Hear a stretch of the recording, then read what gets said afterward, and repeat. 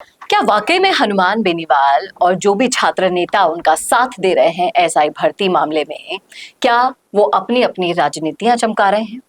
क्योंकि यही कहना है एसआई भर्ती के दो बटे हुए गुट में से एक गुट का, जिनका सिलेक्शन हो गया था, जिनकी भर्ती भी हो गई थी और जो आज काम भी कर रहे हैं। क्या है पूरा मामला, बताएंगे आपको सब कुछ डिटेल में इस वीडियो में, इसलिए बने रहेगा आखिर तक हमारे साथ। नमस्कार, मैं हूं चेतना शर्मा। आप देखना शुरू कर चुके हैं संवाद भारत का भारत के लिए, और इस मुद्दे पर बातचीत करने के लिए मेरे साथ मौजूद हैं हमारे editor in chief Varun Bhansali ji. तो वरुण सर, जिस तरीके से एसआई भर्ती मामले में छात्रों में दो गुट दिखाई दे रहे हैं। एक गुट ऐसा है जो लगता है, जिसका आप अगर दुख सुनेंगे तो वाकई में आपको लगेगा कि इनके साथ कुछ गलत हुआ है, और हनुमान बेनीवाल बिल्कुल सही कह रहे हैं उनकी आवाज को अपनी आवाज देकर। और जो छात्र नेता विकास विदुड़ी जैसे, मनोज मीणा जैसे ऐसे नेताओं का साथ भी उनको मिल रहा है। लेकिन वही दूसरा जो गुट है जो कहता है कि हमने ईमानदारी से परीक्षा दी थी, हमारा नंबर आ गया, अब अगर भर्ती परीक्षा के अगेंस्ट कोई फैसला आता है, ये परीक्षा रद्द कर दी जाती है, तो उनके करियर पर भी सवाल आ जाएगा। उसको लेकर उन्होंने एक अलग ही चिंता व्यक्त की है, और उनका आरोप है कि बेनीवाल और ये समस्त छात्र नेता अपनी राजनीतिक रोटियां इस पर सेक रहे हैं। तो आपका क्या मानना है? देखिए, बहुत जाहिर सी बात है कि हनुमान बेनीवाल उस वक्त ये आंदोलन कर रहे हैं जब इस आंदोलन पर सड़क पर कोई भी आने को तैयार नहीं था। तो सबसे पहली और सबसे बड़ी बात यह है कि बंधनों में बंध गए थे किरोड़ी लाल मीणा। अपनी बातों को कई हद तक चेंज भी कर गए किरोड़ी लाल मीणा। सड़क पर आने को कोई नेता तैयार नहीं था। वो सचिन पायलट जो अपनी सरकार के वक्त तो सड़क पर आए थे, वो भी अपोजिशन को घेरने के लिए, अपोजिशन ही है, अपोजिशन के लिए सत्ता अपोजिशन है, तो सत्ता को घेरने के लिए वो आज नहीं आए सड़क पर। तो आया कौन सड़क पर? मांग किसने उठाई? फिर से आंदोलन किसने छेड़ा? हनुमान बेनीवाल ने छेड़ा। लेकिन उन पर आरोप ये लग रहे हैं कि वो छात्र नेताओं को उनकी राजनीति चमकाने के लिए आगे ला रहे हैं। इसमें कोई अभ्यर्थी नहीं है। अरे, अभ्यर्थियों को आने के लिए मना किसने किया?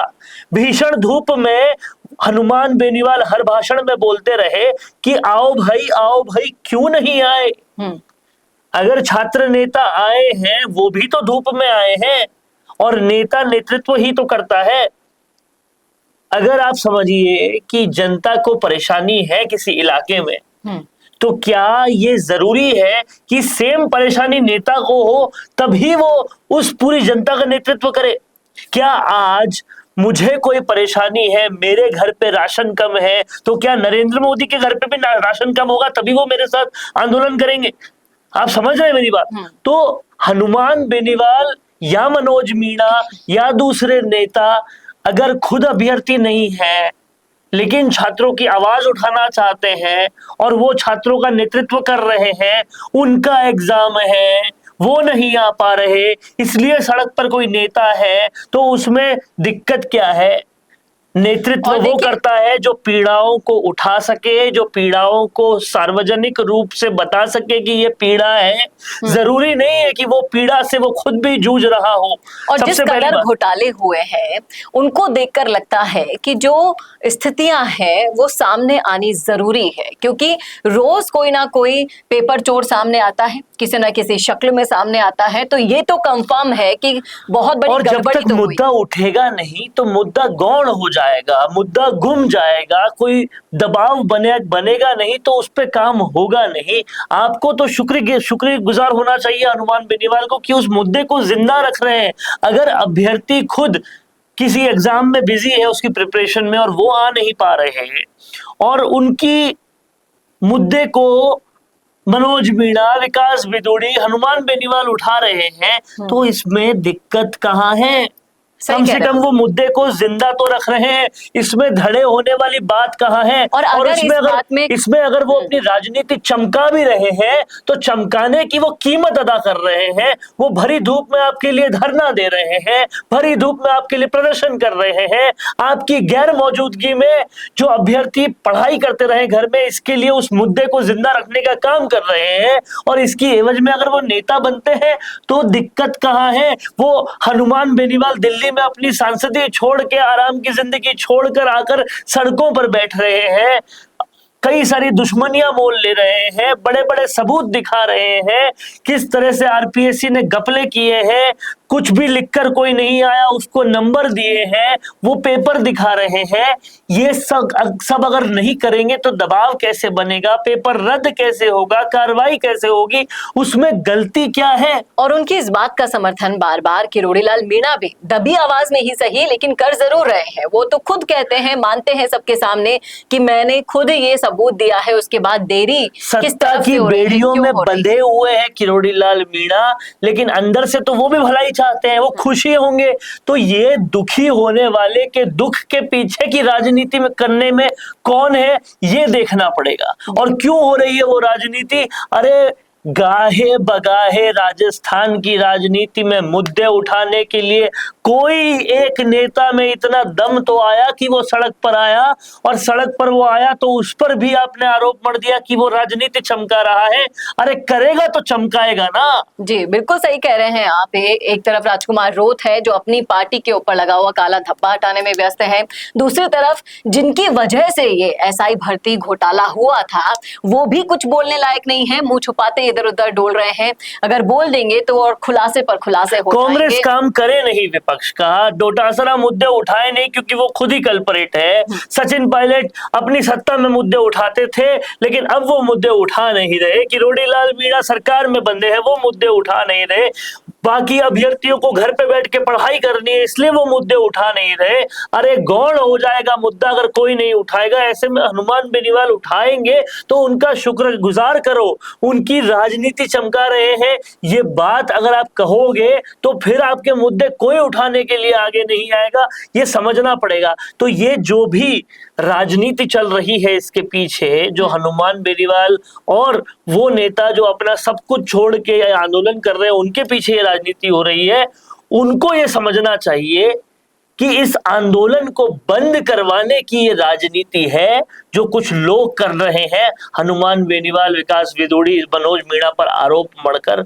लेकिन अगर आप जो बाकी अभ्यर्थी हैं वो इस बात को समझें कि जो मेहनत आपने की थी उसका फल ले गए चोर, तो फिर वो काम नहीं करेगा जो कांग्रेस में बैठ के नचा रहा है मोर। काम करेगा तो हनुमान बेनीवाल करेगा, और उसको करने से अगर उनकी राजनीति चमक भी रही है तो दिक्कत नहीं होनी चाहिए। और पेपर खुशी चोरों होनी की चाहिए। जीत तो किसी भी हालत में बेनीवाल नहीं होने देंगे, चाहे से उन पर कितनी ही छीटा और खासकर तब जब बेनीवाल वो शख्स है जिसने जो भी मुद्दे उठाए हैं उनको कहीं ना कहीं पूरा करके ही दम लिया है। वो शख्स है जो बड़े से बड़े नेताओं से बड़ी पावर से डरते नहीं है और पूरी तरह से छाती ठोक के किसी भी मुद्दे को रखते हैं। उन्होंने अगर कोई आपका मुद्दा उठाया तो आपको खुश होना चाहिए। भूल गए क्या सब लोग कि छात्र संघ चुनाव का मुद्दा भी किसने उठाया था? छात्रों के बीच में हमेशा गया कौन था?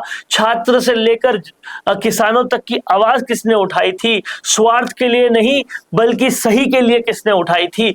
अगर ये सब भूल गए हैं तो याद कीजिए और उस एक पर्टिकुलर ग्रुप को जो बेनीवाल और मनोज मीणा और इनके ऊपर राजनीति कर रहे हैं उनसे बचिए।